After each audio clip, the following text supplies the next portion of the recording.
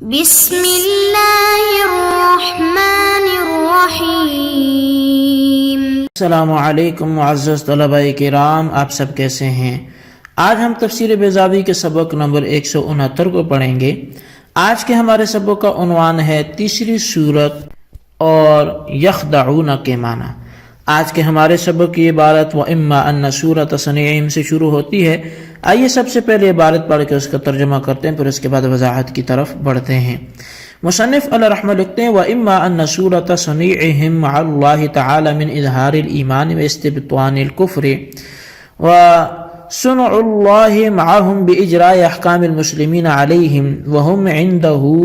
أَخْبَثُ الْكُفَّارِ وَأَهْلُ الدَّرْكِ الْأَسْفَلِ مِنَ النَّارِ اسْتِدْرَاجًا وامتثال الرسول صلی اللہ علیہ وسلم والمؤمنین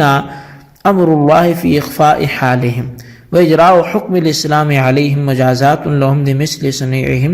سورة صنیع المتخادعین ويحتمل ان يراد بيخادعون يخدعون لأنه بيان ليقول او استئناف بذكر ما هو الغرض منه الا انه اخرج في زنة فاعل للمبالغة فإن الزِّنَةَ لما كانت للمبالغة والفعل متى غلب فيه كان أبلغ منه إذا جاء بلا مقابلة معارض ومارد استصحبت ذلك ويعدده قراءة من قرأ يخدعون۔ اور یا یہ کہ منافقین کا جو معاملہ اللہ کے ساتھ تھا، یعنی اظہار ایمان اور اخفاء کفر، اس کی صورت اور جو معاملہ خدا کا ان کے ساتھ تھا، یعنی محض ڈھیل کے لیے ان پر مسلمانوں کے احکام جاری کرنا، باوجود یہ کہ عند اللہ وہ خبیث ترین کافر اور درک اسفل کے مستحق تھے، اور ان کے ظاہری ایمان کا بدلہ دینے کے لیے رسول اللہ اور مومنین کا حکم خداوندی کو مان کر ان کے حال کو مخفی رکھنا اور اسلامی احکام ان پر لاگو کرنا، اس کی صورت دونوں صورتیں مشابہ ہیں اس صورت کے جو دو خدا کرنے والے آدمیوں کے باہمی معاملے سے پیدا ہوتی ہیں۔ اور ہو سکتا ہے کہ یخادعون سے مراد وہ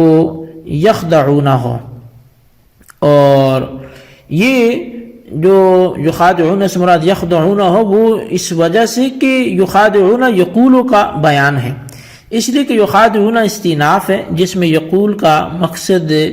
تذکرہ ہے، مگر یہ کہ بڑی تقدیر باب مفاعلہ سے لانا مبالغہ کے لیے ہوگا،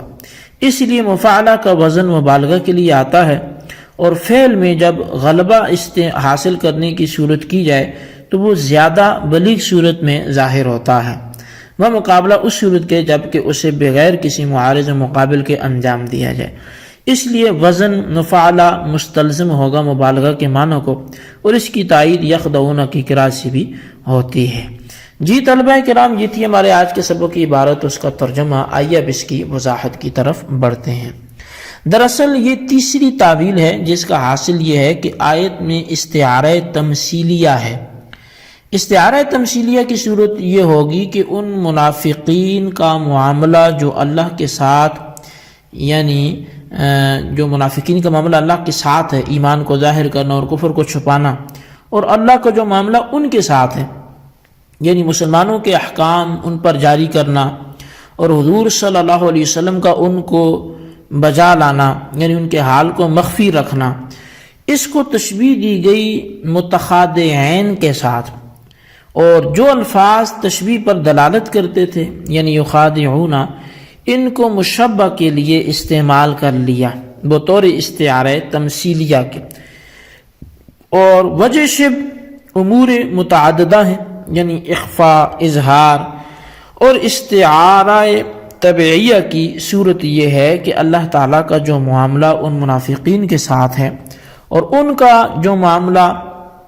اللہ تعالیٰ کے ساتھ ہے، ان دونوں کو تشبیہ دی گئی مصدر خدع کے ساتھ، پھر تشبیہ کے وسیلے سے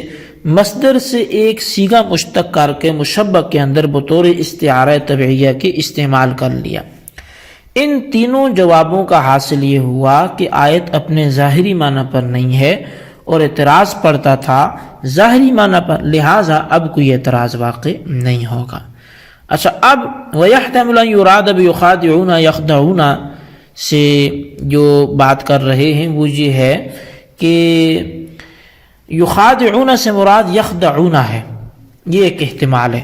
اس صورت میں اعتراض نہ پڑے گا کیونکہ یخدعون کے اندر مشارکت کے معنی نہیں ہے، اور اعتراض پڑتا تھا اس صورت میں جب کہ اشتراک کے معنی ملحوظ ہوتے۔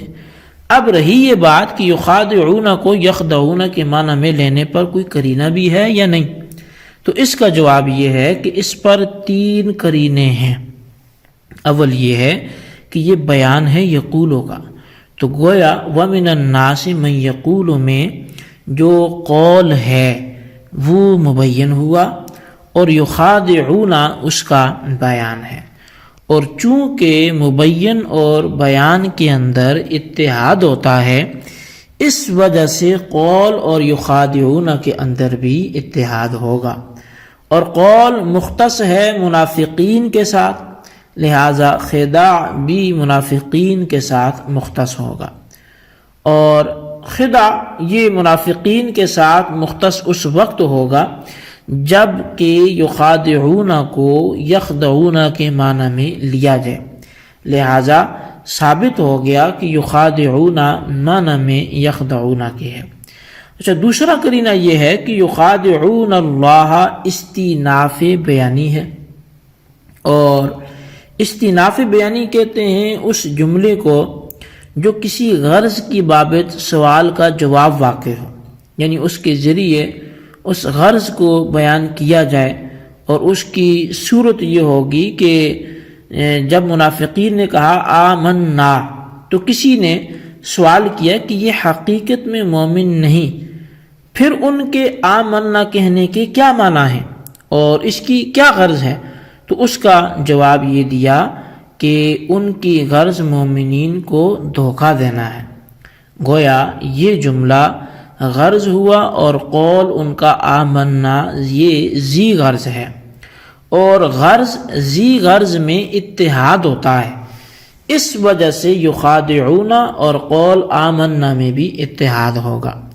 اور یہ اتحاد اس وقت ہوگا جب کہ خدا کو منافقین کے ساتھ مختص مانا جائے۔ اس کی وجہ یہ ہے کہ ذی غرض یعنی قول آمنا بھی انہی کے ساتھ مختص ہے، اور خدا ان کے ساتھ مختص اس وقت ہوگا جب کہ یخادعون کو یخدعون کے معنی میں لیا جائے، لہٰذا اس سے بھی ثابت ہوا کہ یخادعون معنی میں یخدعون کے ہے۔ اچھا، اب تیسرا قرینہ وہ یہ ہے کہ بعض حضرات نے یخادعون کے بجائے یخدعون پڑھا ہے، اور چونکہ اختلافی قراءت سے اتفاقی قراءت بہتر ہے، اس لیے یخادعون کو معنی میں یخدعون کے لیا جائے گا۔ اچھا، اب پھر ایک اعتراض بھی ہوگا کہ جب یخادعون معنی میں یخدعون کے ہے تو پھر یخادعون کہنے کی کیا ضرورت تھی، یخدعون ہی کہہ دیتے۔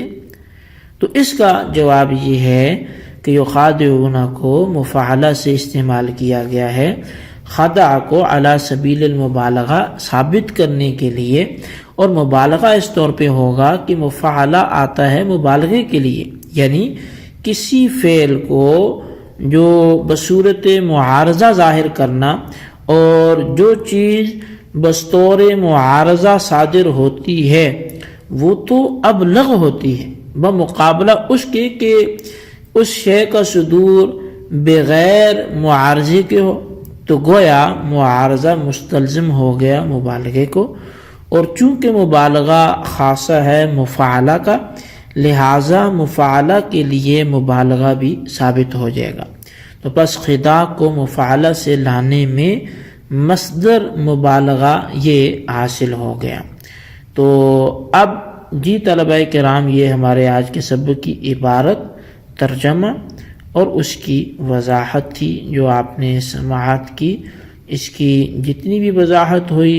آپ اس کو اپنے خلاصے کے طور پہ رجسٹر پر ضرور لکھیں، اس سبق کو سمجھیں، لکھا سارا ہی کریں لیکن خلاصہ ضرور تحریر کیا کریں، اور بالخصوص ان سوالات کے جوابات بھی دیں۔ سوال نمبر 1 یہ ہے کہ یہاں پر وَأَمَّا أَنَّ صُورَةَ صَنِيعِهِمْ سے کس چیز کا بیان ہے، وضاحت کریں۔ اور سوال نمبر 2 یہ ہے کہ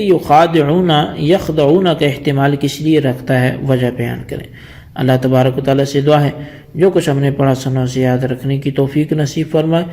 آمین بجاہ النبی الامین صلی اللہ علیہ وسلم۔